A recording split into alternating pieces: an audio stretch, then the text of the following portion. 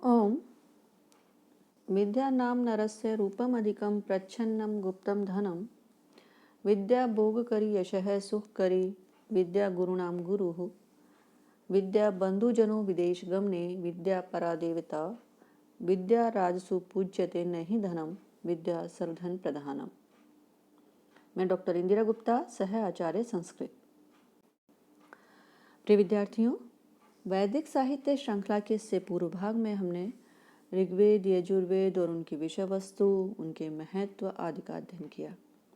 आज हम इस श्रृंखला में सामवेद संहिता का अध्ययन करेंगे।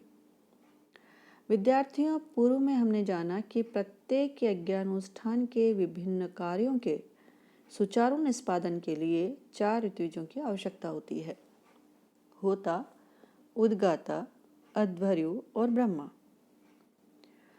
होता वह है जो कि यज्ञ के अवसर पर देवता विशेष की प्रशंसा के ऋक मंत्रों का उच्चारण करता है, ऋग्वेद संहिता के मंत्रों का। द्वितीय है उद्गाता, जो कि उन देवता विशेष की स्तुति में स्वर सहित मंत्र गान करता है। अध्वर्यु नाम का ऋत्विज यज्ञों का विधिवत संपादन करता है और इसके लिए आवश्यक मंत्रों का संकलन यजुर्वेद में प्राप्त होता है। ब्रह्मा नामक ऋत्विज का कार्य यज्ञ अनुष्ठान के नाना दोषों तथा वैदिक स्वरों में संभाव्य त्रुटियों का परिमार्जन करना है। और इस प्रकार देखें तो यज्ञ कर्म में उद्गाता देवों की स्तुति में स्वर सहित मंत्र गान करता है और इस उद्गात्र कर्म के लिए आवश्यक मंत्रों का संग्रह ही सामवेद है। साम शब्द में देवताओं अथवा दैत्यों को प्रसन्न करने अथवा उनके क्रोध को शांत कर देने का मूल भाव निहित है। यह मूल भाव इस शब्द की विभिन्न जो व्युत्पत्ति हैं उनसे स्पष्ट होता है, जैसे कि स्मयति, नाशयति, विघ्नमिति सामन। जो विघ्नों का नाश करता है वह साम है। एक अन्य व्युत्पत्ति है समयति, संतोषयति देवान अनेनिति सामन, जिसके द्वारा देवताओं को संतुष्ट कर दिया जाए वह साम है। विद्यार्थियों, ऋक एवं साम में परस्पर घनिष्ठ संबंध है। साम शब्द का प्रयोग मुख्यतः 2 अर्थों में किया जाता है। ऋक मंत्रों के लिए साम शब्द का प्रयोग होता है और दूसरा ऋक मंत्रों के ऊपर गाए जाने वाले गान भी साम हैं। बृहदारण्यक उपनिषद ने द्वितीय अर्थ को ग्रहण करते हुए साम शब्द का अर्थ ऋक से संबद्ध स्वर प्रधान गान माना है। सा च अमश्चेति तत्साम्नः सामत्वम्, सा ऋक् तया सह संबद्धः अमो नाम स्वरः यत्र वर्तते तत्साम। इस उपनिषद के अनुसार साम शब्द में सा का अर्थ ऋक है और अम का अर्थ षडज, ऋषभ आदि से निषाद पर्यंत 7 स्वर हैं। छांदोग्य उपनिषद ने एक स्थल पर ऋक और साम को अभिन्न माना है और दूसरे स्थल पर साम को ऋक पर आधारित कहा है। वेद, ब्राह्मण तथा उपनिषद ग्रंथों में ऋक एवं साम में दाम्पत्य भाव की कल्पना करते हुए इस घनिष्ठ संबंध का अनेकशः कथन किया गया है। यथा अमो अहम अस्मि सात्वम, साम अहम अस्मि ऋक्त्वम, द्यो अहम पृथ्वीत्वम, ताव इह संभावाव प्रजामा जनयावहि।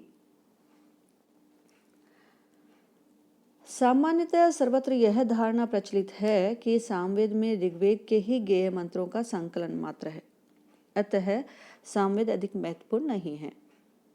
किंतु यह धारणा नितांत भ्रामक है। वैदिक साहित्य में सामवेद का स्थान अत्यंत गौरवपूर्ण है।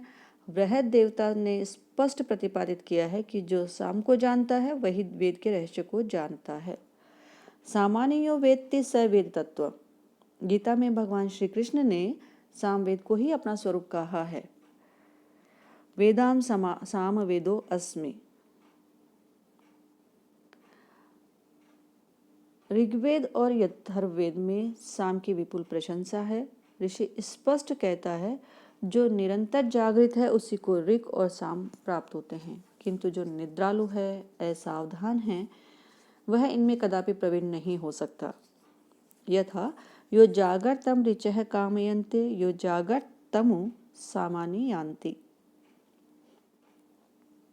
वस्तुतः ऋक और साम के पारस्परिक संबंध अथवा साम के वैशिष्ट्य का अर्थ यही है कि वैदिक साहित्य में सामवेद का स्थान किसी भी अन्य वेद की अपेक्षा न्यून नहीं है।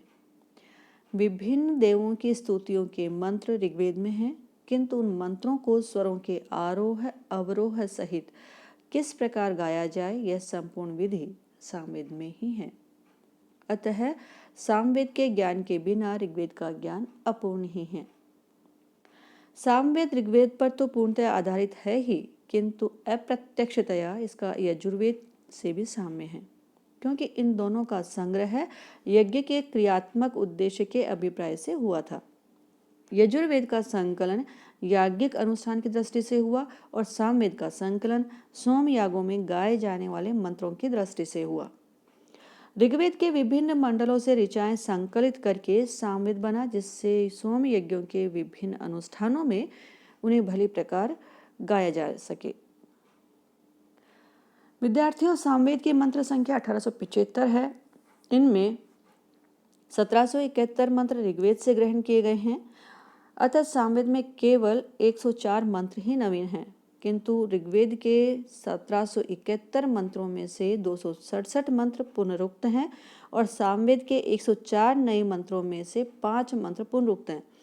इस प्रकार सामवेद के कुल 99 मंत्र ऐसे हैं जो ऋग्वेद में सर्वथा अप्राप्त हैं। सामवेद में ऋग्वेद के लगभग सभी मंडलों से मंत्र संग्रहित हैं, किंतु अधिकांश मंत्र 8वें तथा 9वें मंडल से ग्रहण किए गए हैं। सामवेद के दो भागों में, जैसे पूर्वार्चिक और उत्तरार्चिक में अध्ययन किया जाता है, या ये कहें कि सामवेद के दो भाग हैं, यह दो भागों में विभक्त है, पूर्वार्चिक और उत्तरार्चिक।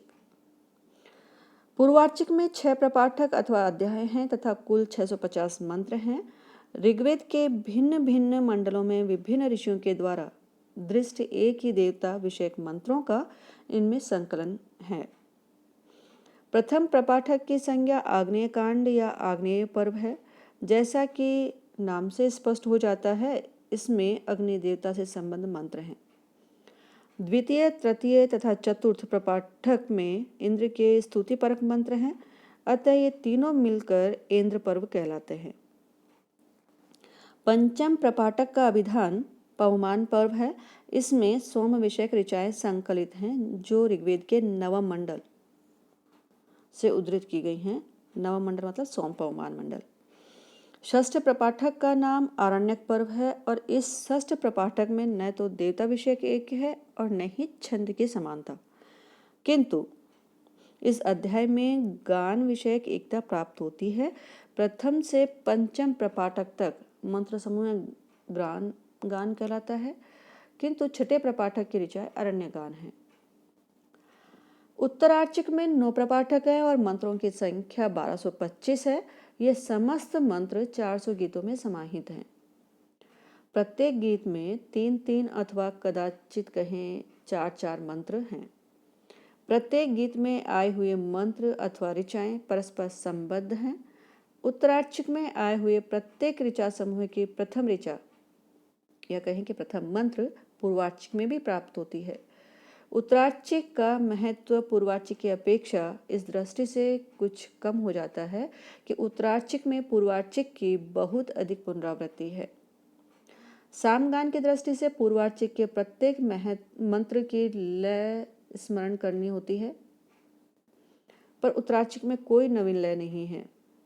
उत्तरार्चिक के मंत्र समूहों का प्रथम मंत्र पूर्वार्चिक में जिस लय में गाया जाता है, वही लय उस संपूर्ण 3 या 4 मंत्रों वाले समूह के गान में प्रयोग की जाती है।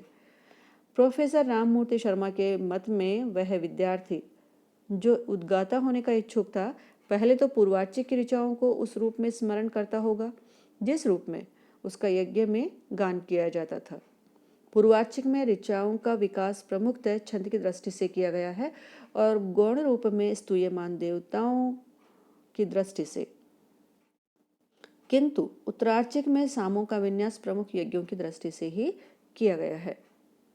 अस्तु, सामवेद की कई शाखाएं भी हैं। वर्तमान में 3 शाखाएं ही हैं, पूर्व में 1000 शाखाओं के बराबर भी इसकी शाखाएं बताई जाती हैं। यह भी प्रचलित था कि वो शाखाएं नहीं होकर के विभिन्न पद्धतियां थीं इसके गान की। अस्तु, आगे के भाग में हम सामवेद की शाखाएं हैं उनका अध्ययन करेंगे। आज इतना ही, धन्यवाद।